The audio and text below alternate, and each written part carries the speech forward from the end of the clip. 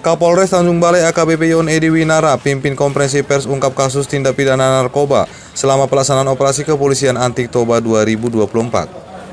Kegiatan bertempat di depan lobi utama Polres Tanjung Balai pada hari Rabu 22 Mei 2024 pukul 10 waktu Indonesia Barat. Turut hadir juga Kabak Ops Kompol MP Pardede, Kasat Narkoba AKPR Silalahi, KBO Narkoba Ibtu L Simatupang, dan insan pers lebih kurang 25 orang.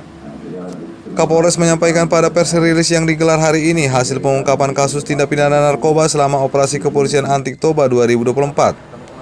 Polres Tanjung Balai merupakan satu imbangan yang dimulai pada tanggal 1 Mei 2024 sampai dengan tanggal 21 Mei 2024. Kapolres menambahkan selama operasi kepolisian Anti-Toba 2024 terdapat 14 kasus dengan tersangka 20 orang, diantaranya 16 orang laki-laki dan 4 orang perempuan.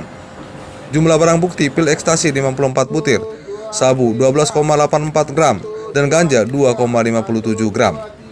AKBP Yon Edi Winara mengatakan penangkapan ini merupakan hasil dari kerja keras dan komitmen Polres Tanjung Balai dalam memberantas peredaran narkoba dan mengapresiasi peran serta masyarakat yang telah memberikan informasi sehingga penangkapan ini dapat dilakukan. Polres Tanjung Balai melalui Kapolres menyampaikan akan terus meningkatkan patroli dan operasi di wilayahnya untuk memastikan bahwa peredaran narkoba dapat diminimalisir dan dihilangkan. Polres Tanjung Balai berharap agar masyarakat terus mendukung upaya kepolisian dengan memberikan informasi terkait peredaran narkoba dan tindak kejahatan lainnya. Kerjasama antara kepolisian dan masyarakat sangat penting dalam menciptakan lingkungan yang aman dan bebas dari narkoba. Jadi tidak ada pengampunan, apalagi kata-kata mengurangi, berantas semuanya itu. Jadi diberantas Pak, jangan dikurangi, diintervensi segala macam. Narkobanya seluruhnya diberantas. Tidak ada lagi ruang-ruang bagi pemain narkoba. Komitmen dan strategi itu kembali kepada kita.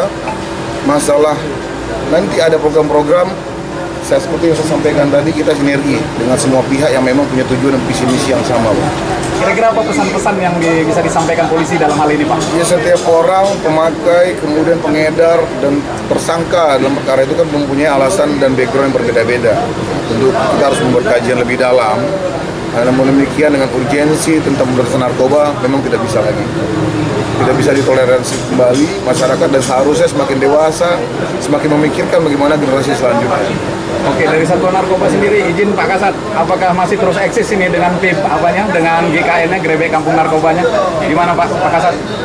Baik, sampai sekarang kita tetap programkan GKN untuk memberantas penyalahgunaan peredaran narkoba. Terima kasih juga kepada masyarakat yang memberikan informasi dukungannya kepada kami sehingga kami dapat melakukan penangkapan dalam operasi anti ini. Perlu dan pentingnya kerjasama dan dukungan masyarakat untuk pemberantasan narkoba. Kita yakini ketika kita bersama pasti bisa, dan tumbuh kembangnya narkoba ini adalah tanggung jawab kita bersama. Ketika kita masyarakat tak peduli atau tidak mau tahu dengan lingkungannya, maka kita secara tidak langsung ikut serta tumbuh kembangnya narkoba ini. Mari kita dukung bersama, kita jadi panglima-panglimanya dengan masyarakat. Kapolres menegaskan terkait pasal yang dipersangkakan terhadap ke-20 orang tersangka, Pasal 114 ayat 1, subsidiar Pasal 112 ayat 1, dan Pasal 111 ayat 1 Undang-Undang RI Nomor 35 Tahun 2009 tentang narkotika, ancaman hukuman di atas 5 tahun. Pasal 114 ayat 2 subsidiar Pasal 112 ayat 2 Undang-Undang RI Nomor 35 2009 tentang narkotika, ancaman hukuman pidana mati, pidana penjara seumur hidup atau paling singkat penjara 6 tahun dan paling lama 20 tahun, dan pidana denda paling sedikit 1 miliar rupiah dan paling banyak 10 miliar rupiah. Dari Tanjung Balai, Nurtiana Manalu, Buah Edi melaporkan.